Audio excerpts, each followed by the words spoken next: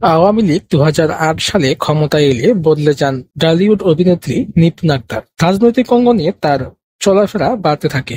সেই সময়ে পরিচয় হয় শেখ সেলিমের সঙ্গে। ২০১২ সালে বনানীর অভিজাত এলাকায় নিপুণের ঘরে তোলা নিজস্ব পার্লার উদ্বোধন করেন তিনি। ২০২২ সালে ২৮ জানুয়ারি চলচ্চিত্র শিল্পী সমিতির নির্বাচন হয়। সেবার নির্বাচনে সভাপতি পদে ইলিয়াস কাঞ্চন ও সাধারণ সম্পাদক পদে প্রাথমিক ভোট গণনায় জায়েদ খান জয়ী হন। জায়েদ খানের কাছে ১৩ ভোটে পরাজিত হন চিত্রনায়িকা নিপুণ আক্তার। ফলাফলে অসন্তোষ জানিয়ে ভোট পুনর্গণনার জন্য আপিল করেন নিপুণ, কিন্তু সেখানেও একই ফলাফল পায় আপিল বিভাগ। পরে ঘটনা মামলায় করায়। আদালত থেকে রায় নিয়ে শিল্পী সমিতির চেয়ারে বসেন নিপুণ। তিনি পুরো সময় দায়িত্ব পালন করেন। অভিযোগ রয়েছে, এক রাজনীতিবিদের সরাসরি প্রভাব রয়েছে নিপুণের দাপটের পেছনে। নির্বাচনে তাকে জয়ী করতে নির্বাচন কমিশনের ভয়ভীতি ও প্রলোভন দেখানো রাজনৈতিক নেতারা। এমনকি নিপুণকে জয়ী করতে ১৭ বার ফোন করেন শেখ সেলিম। একাধিক নির্বাচন কমিশনার শিল্পী সমিতির নির্বাচনের দায়িত্ব পালন করেন।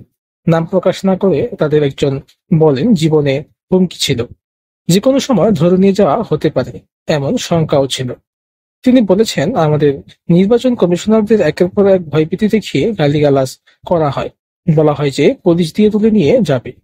এমন লেভেল থেকে ফোন আসবে ভাবতেই পারিনি।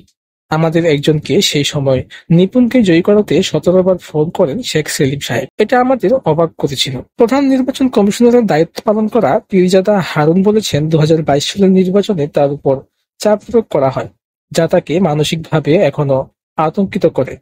নির্বাচনে নিপুণকে জয় দেখাতে এক ক্ষমতাবান রাজনীতিবিদ একের পর এক ফোন করতে থাকেন তাকে। তিনি সেই সময় স্বরাষ্ট্র মন্ত্রণালয় সহ প্রায় সব মন্ত্রণালয়ে সরাসরি প্রভাব খাটাতেন, নিয়ন্ত্রণ করতেন বলা যায়। কিন্তু আমি সরাসরি না বলেই দিই।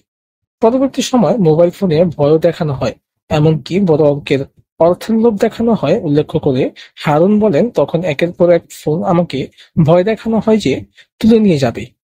পরে একটা জায়গায় যেতে বলেন যেখানে বড় অঙ্কের টাকা রাখা ছিল। যখন রাজি হলাম না, তখন ফলাফল নিয়ে মামলা করা হলো। সেটা চলে গেল কোর্টে। তখন নানাভাবে হয়রানি করা হয়। আমাকে বানিয়ে দেওয়া হলো অন্য একটি রাজনৈতিক দলের সদস্য। নানা কাণ্ডে আমাকে ছোট করা হলো, এডিসিতে নিষিদ্ধ করা হলো।